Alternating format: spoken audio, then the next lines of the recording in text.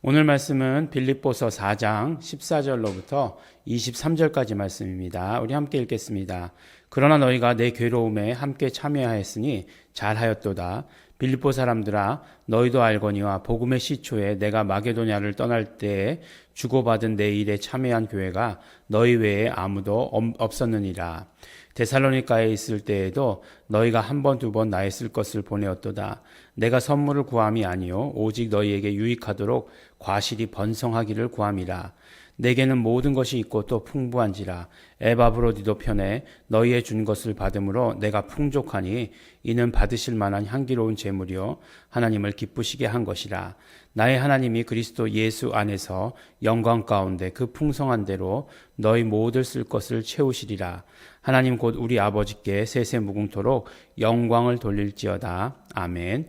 그리스도 예수 안에 있는 성도에게 각각 문안하라. 나와 함께 있는 형제들이 너희에게 문안하고 모든 성도들이 너희에게 문안하되 특별히 가이사집 사람 몇이니라. 주 예수 그리스도의 은혜가 너희 심령에 있을지어다. 아멘. 네, 오늘 말씀으로 드디어 이제 빌립보서의 말씀이 끝이 납니다. 우리 빌립보서 기쁨에 대해서 우리 함께 말씀을 나누었었죠. 그러면 빌립보서가 끝나니까 우리의 기쁨도 끝나는 것이냐? 네, 그렇지 않죠. 네, 빌립보서는 끝나지만 그 메시지는 우리에게 계속해서 남아 있어야 됩니다. 그래서 우리가 계속해서 기쁨을 유지하는 삶을 살아야 되겠죠.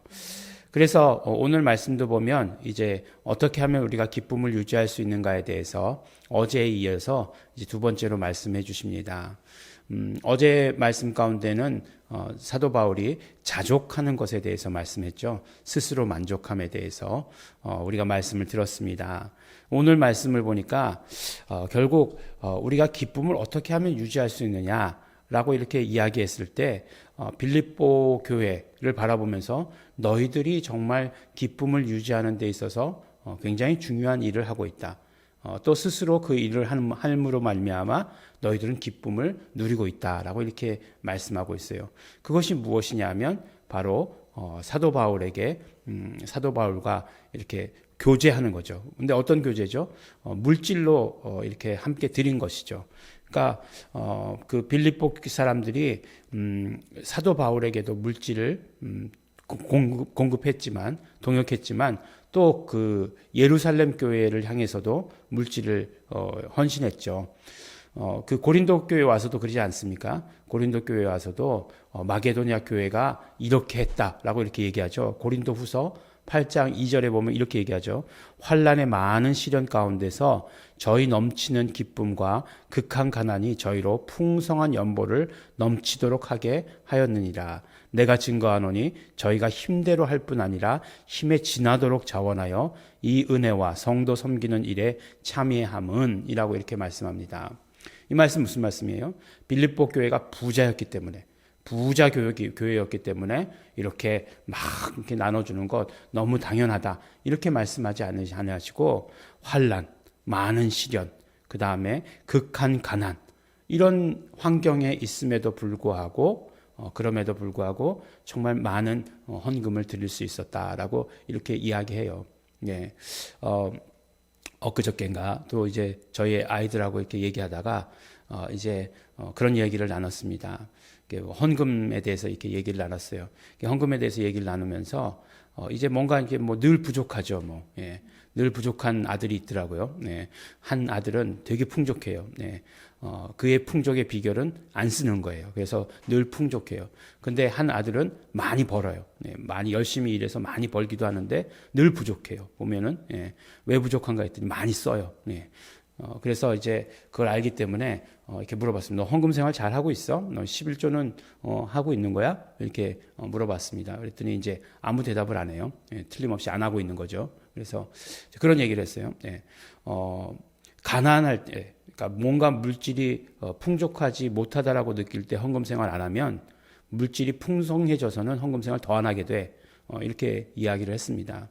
뭐 그건 우리의 경험이고 또 많은 성도들의 많은 성도들의 예를 보아도 그렇습니다. 그래서 이 헌금 생활의 훈련은 굉장히 중요하고 또 정말 우리가 물질이 없을 때 헌금하면 주시는 은혜가 커요. 네, 굉장히 큽니다.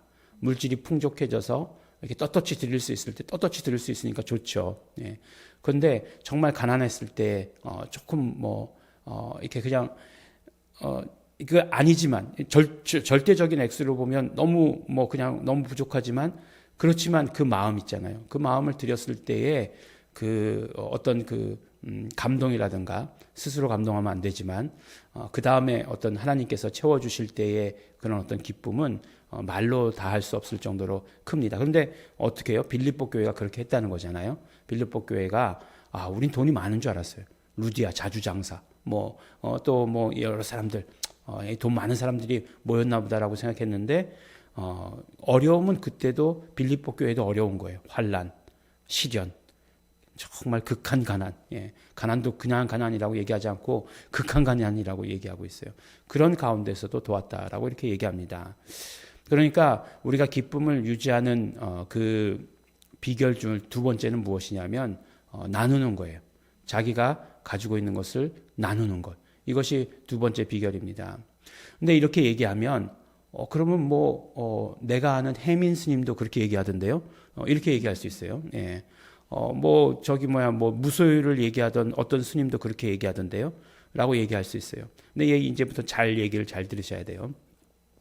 제가 이제 처음에 개척했던 교회가 개척을 해서 나가게 되었던 교회가 삼본 예일교회입니다. 기억하시는 분들이 계시지 않을 거예요. 제 기억에서도 지금 잊어버릴 만한데 여러분들 기억에 있을지 없을지 모르겠습니다. 삼본은 어디 있냐면 군포죠. 군포에서 신도시를 만들어서 해놓은 곳이죠. 근데 그곳에 수리산이라고 하는 아주 좋은 산이 있어요. 아주 산이 좋습니다. 수리산에 올라가다 보면 어느 산에든지 그렇지만 약수터가 있어요. 그래서 이제 수리산에 올라가려고 마음 먹고 올라가다가 조금 올라가면 목이 마르잖아요. 약수터에 갔어요. 약수터에 갔더니 물통이 줄을 서 있더라고요. 물통이 줄을 서 있습니다. 그럼에도 불구하고 이렇게 그냥 한 바가지씩 먹는 사람은 그 중간에서 끼어들기 해서 이렇게 먹게끔 해주더라고요. 그러니까 물통 받는 사람들이 이렇게 한 바가지 들고 온 사람들은 바가지 떠서 이렇게 먹게 해줘요. 그러니까 자기네들이 이제 독점하고 있다라고 하는 것에 생각해서 미안한 감이 드는 거죠. 하지만 그런 거에 대해서 이제 처음에는 순진하고 몰랐으니까 저 사람들 정말 너무 친절하다. 저렇게 이렇게 중간에 물도 주고 그러네. 그렇게 생각을 했습니다. 그러다 딱 그런 생각을 했어요. 저게 만약에 계속해서 솟아나는 샘이니까 나에게 물을 주지. 만약에 딱 정해진 양이었고 자기가 가야 될 순서가 되었는데 자기가 받아가야 될 순서에서 조금이라도 남을지 모자랄지 모르겠다라고 생각하면 나에게 물을 줬을까? 라는 생각을 하게 되었습니다. 목사는 하여간 계속해서 끊임없는 의심 속에 있는 사람이 목사죠. 여러분 같았으면 어떻게 했습니까? 저 같았으면 어떻게 했을까요? 안 주죠. 당연히 안 주죠. 근데 그게 계속해서 솟아나는 셈이라고 생각하니까 또 자기 것도 아니잖아요. 그러니까 막 나눠주는 거죠. 그렇게 하는 거죠. 근데 우리가 삶을 살아갈 때 계속해서 생수의 근원에서부터 물이 솟아나는 그런 샘물과 같은 삶을 살 것이냐, 아니면 웅덩이, 그것도 이제 큰 웅덩이 말고 그 웅덩이라고 그러면 이제 또 그런 분들이 계세요. 목사님, 댐도 웅덩이에요. 이렇게 얘기하는 분들도 있어요. 그렇게 얘기하시는 분도 있습니다. 그러면 댐 보면은 정말 후보댐, 그런 거 보셨어요, 혹시? 미국에 가시면. 그거 정말 어마어마하지 않습니까? 우리나라도 소양강 댐만 가도 정말 어마어마한 댐이죠. 댐을 건너는데도 한참 걸리잖아요. 그런 댐 말고, 이제 웅덩이, 조그마한 웅덩이다라고 이렇게 생각하면, 그러면 나눔의 삶을 하지 못할 거예요. 근데 우리가 이제 어떻게 생각하느냐, 우리의 삶이 어떤 것에 기준을 두느냐가 중요해요. 나는 정말 내 속에서 솟아나는 샘물과 같은 것들이 늘 있다라고 이렇게 생각하면 정말 나눔의 삶을 할 수 있는 것이고, 그 다음에 나는 정말 아무것도 없다, 그냥 웅덩이다라고 이렇게 생각하면 그냥 조그마한 웅덩이 판 것이다라고 생각하면 더 이상 나눌 수 있는 것들이 없는 거죠. 그런데 기쁨의 삶이라고 하는 것은 결국은 그 넘치는 그 생수와 같은 그런 것들이 우리에게 쏟아져 나와야 된다는 거예요. 여러분들 우리 이제 강남은 여기가 이제 교회가 있는 곳이 양재동이니까 강남은 수원지가 아마 8당일 거예요. 네, 저 정확하게는 잘 모르겠지만 8당에서 물이 올 거예요. 그럼 8당에서 물이 올 때 그 8당에서 물이 오는 그 관을 한번 생각해 보세요. 뭐 요런 관이 오지는 않겠죠. 정말 어마어마한 큰 사람이 들어가도 훨씬 남는 듯한 그런 관이 오겠죠. 네. 그래서 그런 관들 깨지면 막 물난리 나고 그러잖아요. 그런 관들이 올 거예요. 네. 근데 그 관 안에는 늘 물이 차 있어요. 네. 늘 물이 차 있지만 새로운 물이에요. 네. 항상 새 물이 오겠죠. 네. 늘 물이 차 있지만 새 물이에요.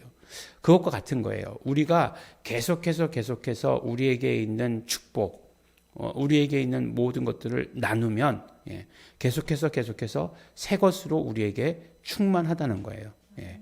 그것이 우리에게 기쁨의 그 원인이 되고 기쁨을 유지할 수 있는 비결이 된다 이렇게 말하는 것입니다. 항상 새 것으로, 항상 새 것은 기뻐요. 근데 뭔가 고인 웅덩이 그럼 벌써 부정적인 생각이 들죠.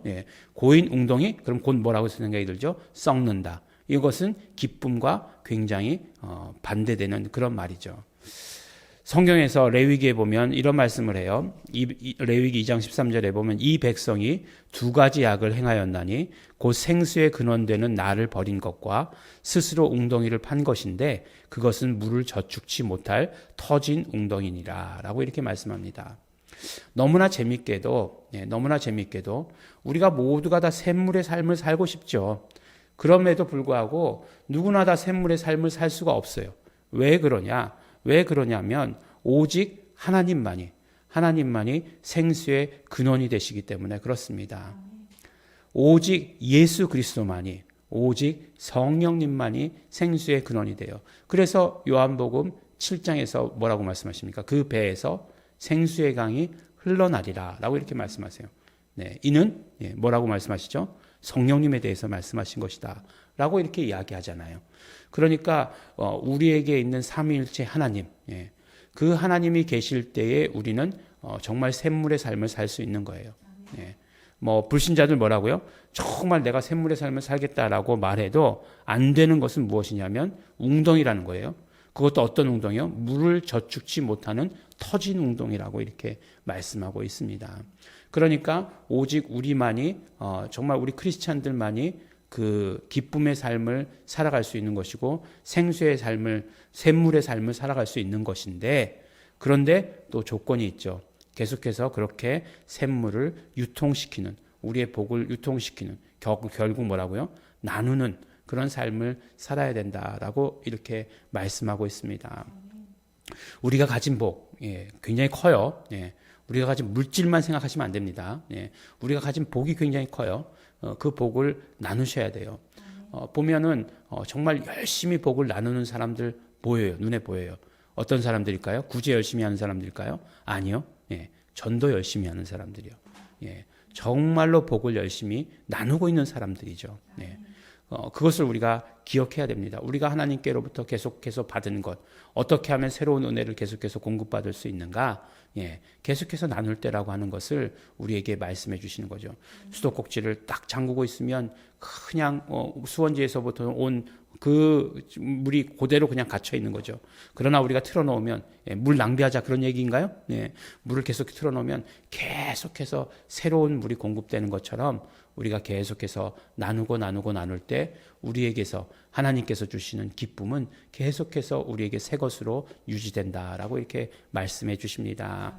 빌립보서의 말씀을 통해서 사도 바울과 빌립보 교회와의 그 아름다운 교제, 아름다운 관계들을 통해서 우리에게 주시는 메시지들이 참 많이 있습니다. 어떻게 하면 우리가 기쁨을 계속해서 유지할 수 있는가? 우리에게 말씀해 주십니다.